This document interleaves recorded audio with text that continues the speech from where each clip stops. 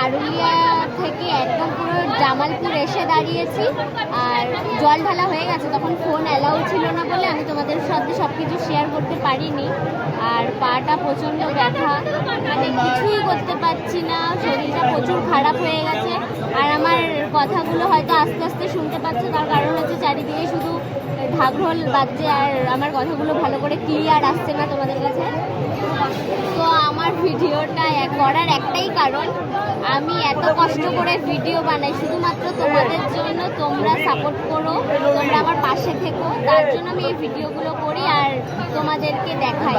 তো তোমরা যদি না থাকো তো আমি তো কিছুই না। তোমরা পাশে থেকো, অবশ্যই জানি আমার ভিডিওগুলো কেমন হয়।